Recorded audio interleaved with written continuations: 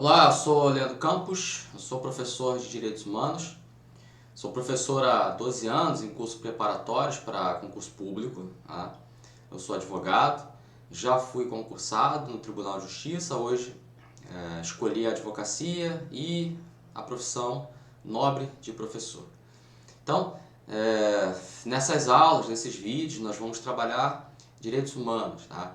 Mas, antes de mais nada, eu queria chamar a atenção para os direitos humanos no bojo da Constituição Federal. Tá? Então, direitos humanos, quando você fala direitos humanos, você está falando de tratados internacionais, convenções internacionais que o Brasil participa, que o Brasil já assinou. Mas quando isso entra na órbita interna, né, do ordenamento jurídico nacional, isso é chamado de direitos fundamentais e são tratados na Constituição Federal. Então, direitos humanos aqui, você vai trabalhar basicamente a Constituição Federal. Só o artigo 5º? Não, o artigo 5º ele traz os direitos e garantias fundamentais. Mas você vai entender também que outros artigos, além do artigo 5º, também vão trazer os direitos fundamentais, tá? Então, vamos começar a nossa história aqui. Então, um conceito. Direitos humanos são dispositivos que asseguram o Estado democrático de direito, protegendo os cidadãos da ação estatal. Então, o Estado democrático de direito, o Estado democrático de direito, né, a formação do Estado, é um Estado de direito, é um Estado sob a vigência das leis. E se ele é democrático, é porque essas leis foram feitas de uma maneira democrática, né, através do povo, a soberania popular, aquela coisa toda. Então, os direitos humanos e, entrando na nossa Constituição, os direitos fundamentais, ele protege os cidadãos da ação estatal. Quer dizer, você vota num representante e esse representante, de repente, ele pode vir contra você. Então, a Constituição estabelece uma série de mecanismos que vão te proteger contra a ação estatal, contra a ação ditatorial, totalitária. Né? Então você tem direitos ali que esses governantes deverão obedecer. Tá? Então basicamente isso, a gente tem muito mais coisa além disso, obviamente.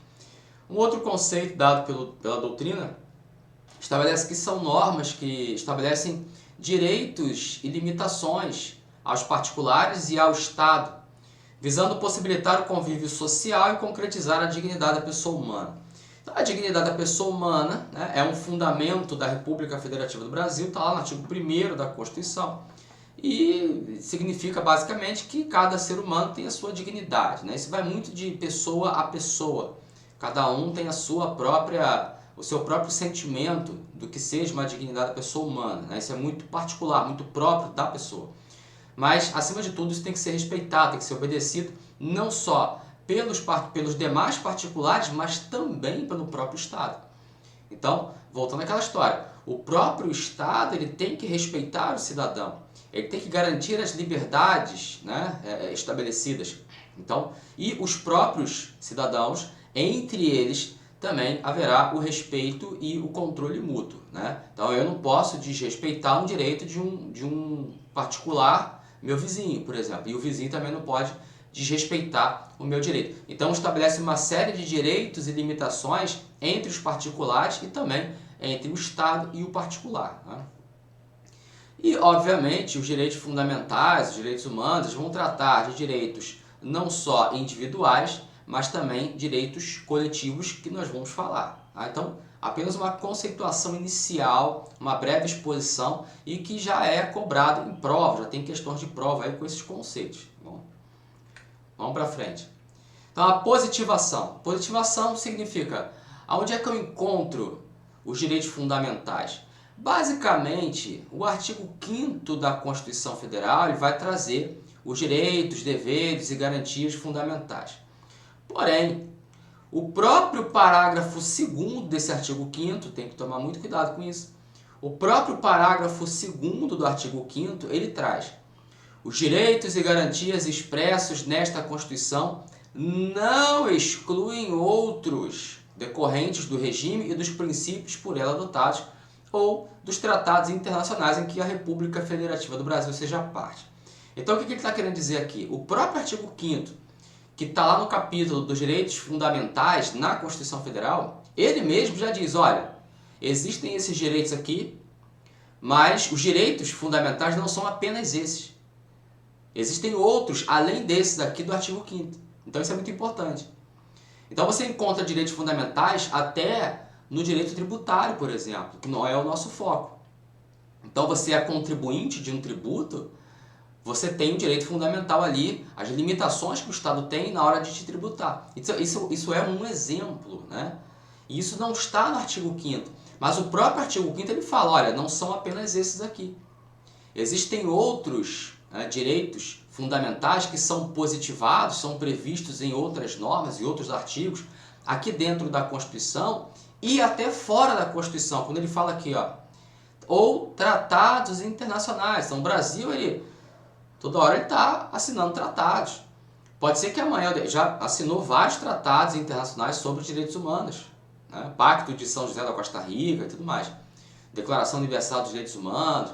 Então, você tem uma série de tratados que o Brasil já assinou. E esses tratados também estabelecem os direitos fundamentais. Então, é aquela história. Quando a norma está num tratado internacional, chama-se direitos humanos. Quando ela entra no ordenamento, quando ela é positivada no ordenamento, colocada num artigo na Constituição, trata-se de direitos fundamentais. Só muda um nome, tá? O tratamento desses direitos é o mesmo, só muda o nome e o local onde eles se encontram. E é bem importante notar também que dentro dos direitos fundamentais, no artigo 5º, você encontra os mesmos direitos humanos que constam no Pacto de São José da Costa Rica, por exemplo. Tá? Então os tratados internacionais também trazem, se amanhã ou depois o Brasil assinar um outro tratado, trazendo mais direitos fundamentais, mais direitos humanos, além daqueles previstos no artigo 5º, vai acrescentar. Tá? Então o próprio artigo 5º ele deixa em aberto. Significa que não restringe ao artigo 5º, inclusive direitos implícitos. Quando a gente fala direitos implícitos, é que eles não estão previamente determinados na Constituição, mas decorrem de uma interpretação da Constituição, né? Então, por exemplo, tem lá o que é cláusula pétrea. Os direitos fundamentais são cláusulas pétreas, né? Nós vamos falar aqui embaixo. Então tem o artigo 60 da Constituição que fala, olha, os direitos fundamentais são cláusulas pétreas. Então eles não podem ser alterados, não podem ser diminuídos, né? Só acrescentados. São cláusulas pétreas, não podem ser retirados. Mas se eu tirar esse artigo aí, se eu mexer nesse artigo 60 que diz que o artigo 5º é uma cláusula pétrea, então o artigo 5º deixa de ser uma cláusula pétrea? Você está entendendo? Então você tem um artigo que fala, olha, o artigo 5º é cláusula pétrea. Ou seja, o artigo 5º você não pode mexer, você não pode alterar, você não pode mudar, você só pode jogar coisa lá dentro, você só pode acrescentar, nunca diminuir. É uma cláusula pétrea, né? Quem é que diz isso? O artigo 60. Então eu tive uma ideia. Vamos trocar, vamos mexer o artigo 60? Porque se você mexe o artigo 60, você fala assim, o artigo 5º deixou de ser cláusula pétrea. Aí você vai poder mexer no artigo 5º? Aí você vai fugir daquele pensamento, né, do sistemático. Então você vai fugir da intenção da Constituição. Então o que eles falam? Que o próprio artigo 60, ele por si só já é uma cláusula pétrea. Mas o artigo 60, ele diz que o artigo 5º é uma cláusula pétrea. Mas quem é que diz que o artigo 60 é uma cláusula pétrea? Ninguém, não está escrito isso em lugar nenhum. Isso está implícito, isso é um entendimento implícito, é uma cláusula pétrea implícita. O Supremo assim determinou, diante de uma jurisprudência. Então, em resumo, o artigo 5º traz os direitos fundamentais, o próprio artigo 5º fala que não são apenas esses, outras normas positivadas também vão trazer direitos fundamentais, inclusive tratados internacionais que o Brasil já assinou ou que vai assinar, né, no futuro, isso vai acrescentar, e entra também os direitos implícitos, coisas que não estão necessariamente escritas, o princípio da igualdade, isso está escrito, mas algum outro princípio possa não estar escrito expressamente, mas decorre de uma interpretação, e dessa interpretação surge também um direito fundamental. Entrando no ponto aqui, os direitos fundamentais, eles são restritos aos positivados em nível interno, né? Chama-se direitos fundamentais. E os direitos humanos são revelados em proclamações em nível externo, né? Então, acordos, tratados, convenções internacionais. Então, uma coisa que eu já tinha falado logo no comecinho, né? Logo na nossa introdução. Então, direitos fundamentais são cláusulas pétreas, né? Eles estão restritos aos positivados em nível interno. Então, na Constituição, você vai ver o caput, o capítulo, né, melhor dizendo, do artigo 5º, ele vai falar, aqui são os direitos fundamentais, né? Mas, quando você trata de normas internacionais, quando você fala de tratados e convenções internacionais, esse mesmo preceito, o que contém ali o princípio das liberdades, o princípio da igualdade entre homens e mulheres, aquela coisa toda, se está na Constituição, chama-se direitos fundamentais. Se está num tratado, por exemplo, no Pacto de São José da Costa Rica, é chamado direitos humanos, mas vão trazer a mesma ideia, vão trazer o mesmo sentimento, a mesma interpretação. Só a localização geográfica de um e de outro é que vai mudar o nome de direitos humanos para direitos fundamentais. E já falei, né, obviamente, os direitos fundamentais, eles são cláusulas pétreas, eles não podem ser restringidos a esse princípio aqui, por exemplo, a esse princípio aqui da igualdade entre homens e mulheres, tá lá no artigo 5º, mas eu acho que eu vou acabar com esse negócio aí, vamos acabar com esse negócio aí? Não pode acabar. Não pode acabar, porque isso é uma cláusula pétrea. Pétrea vem de pedra, né? Não pode ser mexido, não pode ser movido, né? Então tá aí. Titularidade, o caput do artigo 5º, a cabeça do artigo, ele vai estabelecer, olha, a quem se destina esses direitos fundamentais. E aí tem uns lances aqui bem interessantes, porque vai além do que está previsto na norma, tá?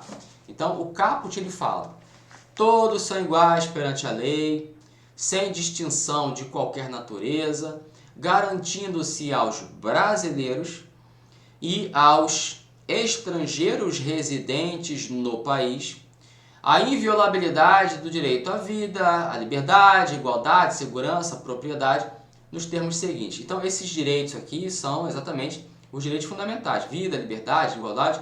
Isso será falado a seu tempo, será comentado cada um deles a seu tempo. Mas aqui a titularidade, ou seja, quem é o titular desse direito? A quem se destina esses direitos, né? Aí o artigo 5º caput que fala, aos brasileiros? Aos brasileiros? Brasileiros natos ou brasileiros naturalizados? Aí os dois, óbvio, né?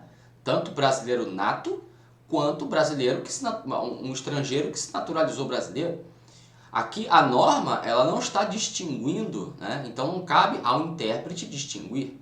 Se ela fala brasileiros, não cabe a nós aqui dizer, não, são apenas os brasileiros natos. A norma não disse isso, ela falou brasileiros. Mas aí não é o grande problema, tá? Você já sabe que os brasileiros, obviamente, são os destinatários, são os titulares desses direitos. Mas ele entra também na história dos estrangeiros. Os estrangeiros. Mas o estrangeiro se naturalizou. Aí ele já não é mais estrangeiro, ele é brasileiro. Se ele se naturalizou, ele não é mais estrangeiro, ele já é brasileiro, ele é nacional. A gente está falando aqui dos estrangeiros, né? Aqueles que não se naturalizaram, residem no país. Então, estrangeiros residentes no país. Ele tem um visto, alguma coisa assim, um visto de trabalho, um visto de estudante ou visto consular, não sei. É um americano que mora aqui, mas que trabalha numa empresa multinacional, ou um belga que trabalha no consulado da Bélgica, sei lá, são estrangeiros residentes no país. Obviamente, eles terão também seus direitos fundamentais garantidos, né? Mas até aí tudo bem, né? O grande lance agora que começa, agora começa a história, porque a doutrina, ou seja, os grandes mestres que escrevem o direito e também o Supremo Tribunal Federal, eles fazem uma interpretação extensiva desse artigo 5º caput. Eles colocam também os estrangeiros não residentes. Eles colocam os estrangeiros não residentes, os apátridas, eu vou falar isso, e as pessoas jurídicas também. Então, cada um ao seu tempo. Vamos lá. A doutrina e o Supremo dizem, olha, os estrangeiros que não moram no Brasil, mas que estão aqui de passagem, a eles também são garantidos os direitos fundamentais, né? Então, vamos lá, um estrangeiro que chega no Brasil para curtir o carnaval, sei lá, um canadense está aqui pulando carnaval e tudo mais, e aí esse canadense ele passa mal, ele passa mal. Ele passou mal, ele vai para um hospital público. O hospital público ele tem o direito à vida, ele tem o direito à saúde, ele tem direito a um monte de coisa, né? A Constituição garante esses direitos, né? Mas ele não é um estrangeiro residente no país, ele é um estrangeiro de passagem, ele só está aqui turistando. Será que o hospital público vai atender esse canadense? Vai. Porque o Supremo e a doutrina já disseram, esses direitos abrangem também os estrangeiros que não residem aqui, aos estrangeiros que estão meramente de passagem. Imagina um argentino também passando pelo Brasil com seu veículo, alguma coisa assim, e aí, sei lá, acontece dele ser preso em uma prisão ilegal. Será que ele não tem direito a entrar com habeas corpus? Esse argentino é um estrangeiro de passagem. O habeas corpus ele é previsto no artigo 5º da Constituição. É lógico que esse argentino vai ter o direito a impetrar um habeas corpus. E se ele não tiver condições, não conhece a língua portuguesa, não conhece o direito brasileiro, será que ele tem direito a um advogado? Tem direito a um advogado, inclusive a Defensoria Pública, que também é previsto no artigo 5º. Então a Defensoria Pública, também previsto no artigo 5º, vai prestar assistência a esse estrangeiro de passagem. Então a história aqui é bem simples. No caput do artigo 5º está escrito, e aos estrangeiros residentes no país. Mas a doutrina e a jurisprudência estendem isso aos estrangeiros de passagem também, ou seja, os estrangeiros que não residem. E em questão de prova eles cobram isso, tá? Então não basta que você lê meramente a letra do artigo. Você tem que saber a interpretação que se dá a esse preceito. E não para por aí não, tem mais coisa. Os apátridas. Apátrida é aquele que não tem pátria.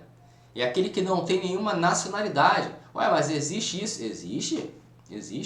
Existe aquela pessoa que, pelas regras aí de nacionalidade, ele vai nascer em algum lugar, obviamente. Ele vai nascer em algum país. Mas de repente ele não é filho daquele país. Ele não tem aquele sangue. E aquele país adota aquele sangue. Né? E os sanguíneos, né? O direito ao sangue. E aí ele nasceu lá e não é daquele país. Por exemplo, é muito comum a gente ver, nasceu no Brasil, é brasileiro. Sim, depende, né? Mas não vou entrar nesse ponto. Mas na maioria das vezes sim, nasceu aqui, independente se você tem um sangue italiano, se você tem um sangue português, se você tem um sangue espanhol, você nasceu aqui e você é brasileiro, tá? A não ser que esses estrangeiros estejam a serviço do seu país e tal, aí mas tem as exceções, né? Mas a regra, você tem aí, o Brasil adota o direito do solo, se nasceu nesse solo é brasileiro. Se vem um argentino passeando aqui, a Argentina, a esposa dele está grávida, a criança nasceu aqui, é brasileiro. É brasileiro. É argentino também? Aí não sei, tem que ver lá na Argentina o que eles tratam. Mas aqui ele vai ser brasileiro, estão de passagem. Então tá bom. Mas normalmente na Europa não é assim. Na Europa é sangue, né? Então, por exemplo, eu sou brasileiro, minha esposa é brasileira, meus pais são brasileiros, meus sogros são brasileiros, meus avós e os avós dela também são brasileiros. Não tem nenhum português, nenhum italiano, não tem nada, é tudo brasileiro. Ou é mineiro, ou é cearense, ou é carioca, ou é capixaba, ou é paulista. Não tem nenhum estrangeiro, nenhum europeu. E aí vamos lá, vamos turistar por Portugal, Itália. Aí meu filho nasce lá, ele nasceu na Itália. E será que ele é italiano, pelo fato de ele nascer na Itália? Não, ele não vai ser italiano. Por quê? Porque a Itália adota o sangue. Ele não tem o sangue italiano, então ele não é italiano. Então cada país vai estabelecer suas regras. É lógico que eu vou poder registrar essa criança no consulado brasileiro, portanto ela será brasileira. Mas até isso ela é uma apátrida, né? Até ela ser registrada, ela será uma apátrida. E vamos supor que essa criança vai crescer e vai se tornar adulto. Uma apátrida? Então, apátridas existem. Tá? São poucos, lógico, mas existem. E o entendimento da jurisprudência é que esse artigo 5º também se estende aos apátridas. Eventualmente aquela pessoa que não tem uma pátria, não tem uma nacionalidade e ela está no Brasil, ela não é estrangeira e também não é nacional, ela é apátrida, né? Existe, você pode estar assustado, mas existe isso. Tem um número aí, não sei quantas mil pessoas no mundo são apátridas, né? Então, isso depende muito das regras de cada país e aconteceu dele nascer em algum lugar e não ser de lugar nenhum. Então, o Supremo disse, olha, os apátridas também têm esse direito, tá? Então é simples. Se perguntarem, olha, os apátridas, eles têm os direitos fundamentais, né? Eles são pessoas. Eles não são estrangeiros nem brasileiros, mas são pessoas, né? E as pessoas jurídicas também, né? Então, se você vê, a gente está falando até agora de pessoa física, né? De pessoa natural, pessoas de carne e osso. Mas as pessoas jurídicas, por exemplo, as sociedades empresariais, as empresas, as associações, os sindicatos, eles são pessoas jurídicas, né? Imagina uma empresa, imagina o escritório de contabilidade do seu pai, né? Imagina o consultório médico lá do médico que você se consulta. Esses consultórios, esses escritórios, essas empresas, as indústrias, as multinacionais, elas são pessoas jurídicas. O armazém da esquina, a padaria que você compra o pão, isso tudo é pessoa jurídica. Tá? A pessoa jurídica. Então, essas pessoas jurídicas, o Supremo e a doutrina estendeu também a essas pessoas os direitos fundamentais. Mas nesse caso das pessoas jurídicas, nesse caso aqui, o Supremo e a doutrina, eles dizem o seguinte, olha, esses direitos fundamentais cabem sim às pessoas jurídicas, tudo bem, mas naquilo que couber. Naquilo que couber. Então, o artigo 5º ele é muito grande. Tá? E você sabe que os direitos fundamentais não se resumem apenas ao artigo 5º. Então, eles vão além. Então, é muita coisa, mais ainda, né? Então, que vai além do artigo 5º, então, mais coisa ainda. Então, todas eles se encaixam às pessoas físicas. Mas será que tudo se encaixa à pessoa jurídica? Nem tudo. Nem tudo, porque é da própria natureza da pessoa jurídica. Né? Então, por exemplo, eu acabei de citar aqui habeas corpus. Habeas corpus tem a ver com liberdade de locomoção. A pessoa física, ela se locomove. Se ela for privada dessa locomoção, irregularmente, ilegalmente, ela vai impetrar um habeas corpus. Se ela for presa, né? Vamos lá. Se a pessoa física for presa e essa prisão for ilegal, ela entra com HC, ela entra com habeas corpus, beleza? Mas como é que se prende uma pessoa jurídica? Como é que se prende a padaria? Eu não estou falando prender o padeiro. Prender o padeiro é a pessoa física do padeiro. Né? Aí o padeiro, pessoa física, ele tem o direito a impetrar habeas corpus, beleza? Mas como é que você prende a padaria? Manda a padaria para a prisão? Não tem como. Então não há como uma pessoa jurídica impetrar habeas corpus. Né? Então assim, as pessoas jurídicas elas têm também os direitos fundamentais, mas naquilo que consegue se encaixar na pessoa jurídica, né? Naquilo que consegue se encaixar. O habeas corpus não se encaixa, naturalmente não se encaixa.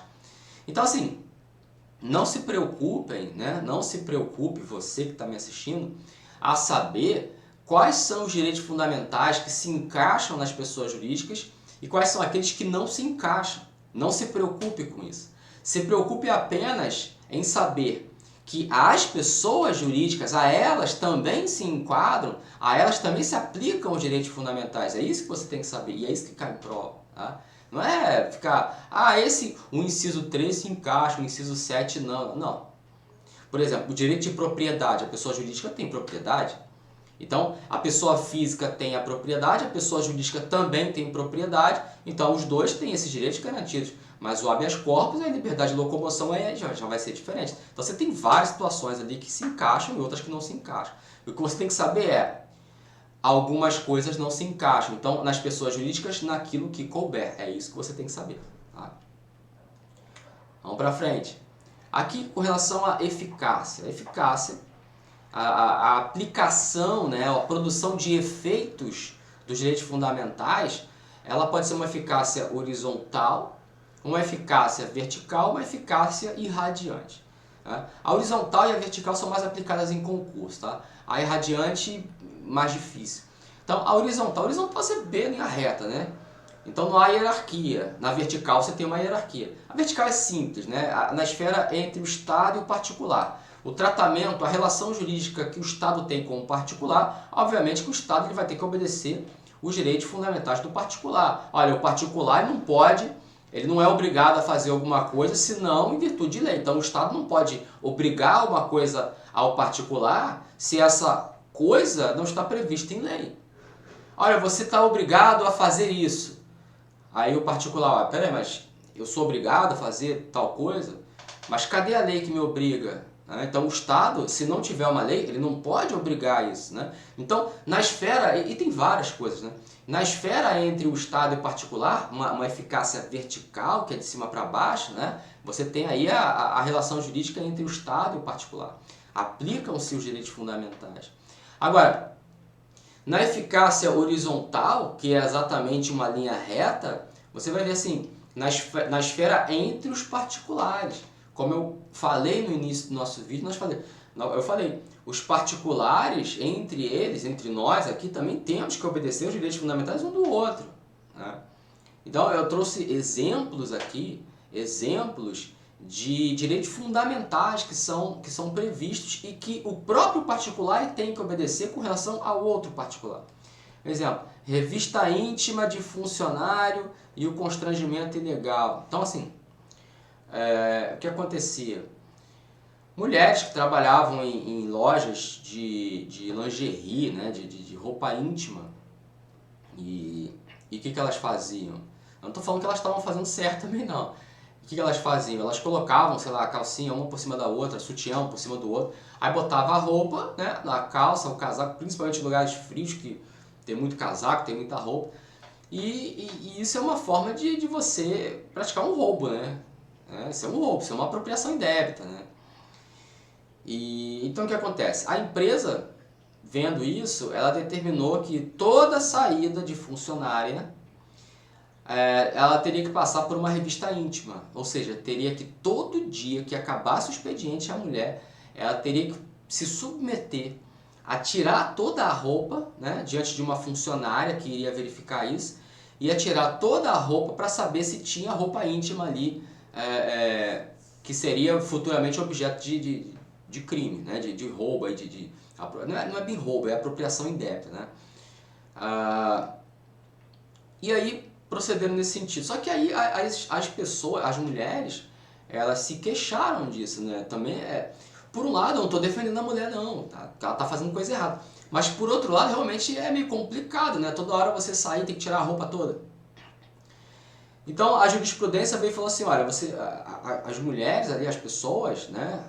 Ali, no caso as mulheres, que foi o que aconteceu, elas têm o direito à sua intimidade. E o direito à intimidade é um direito fundamental. Né?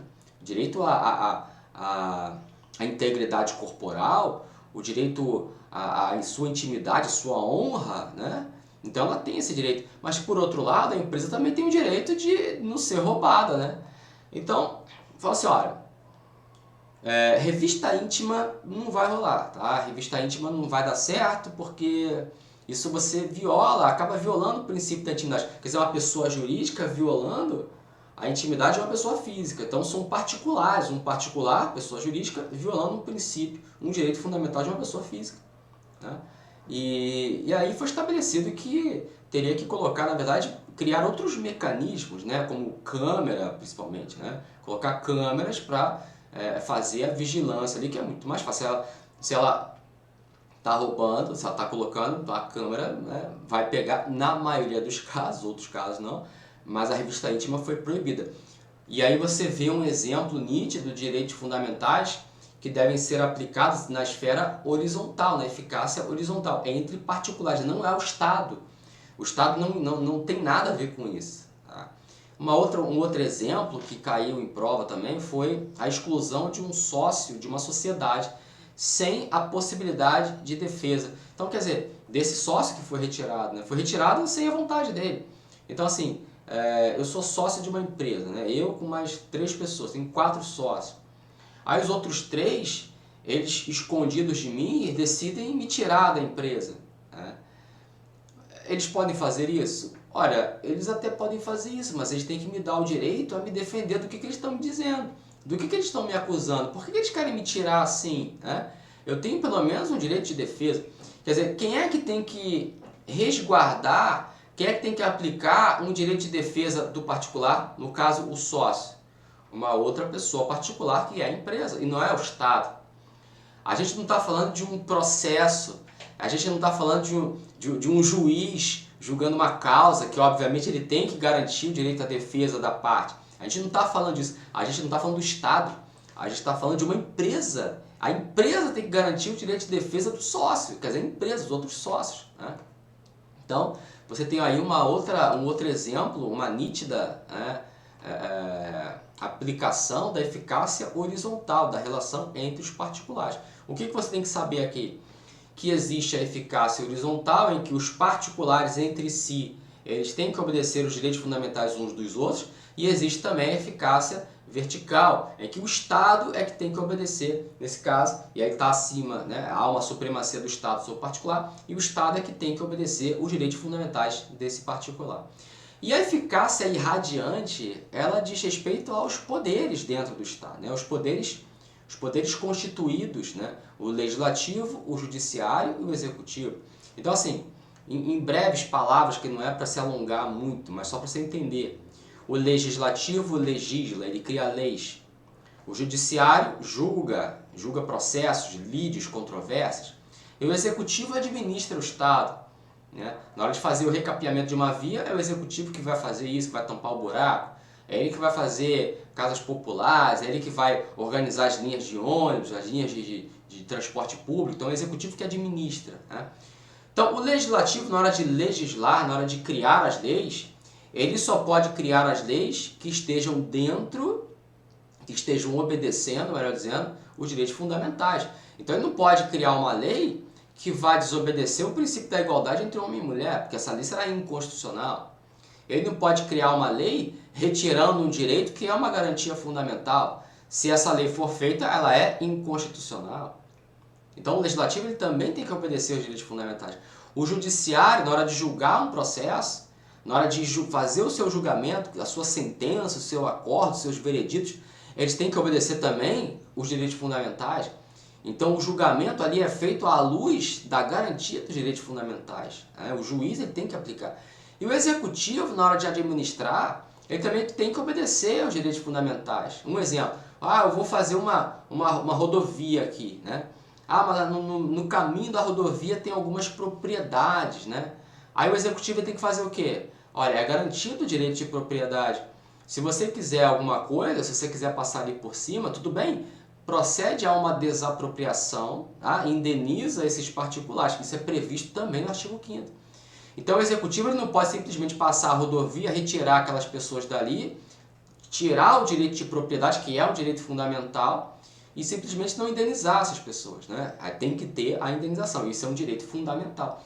Então o legislativo, o judiciário e o executivo, nas suas funções, eles têm que obedecer os direitos fundamentais, obviamente, tá?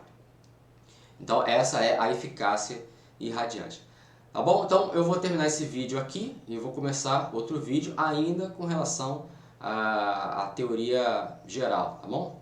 Um abraço a todos, fiquem com Deus.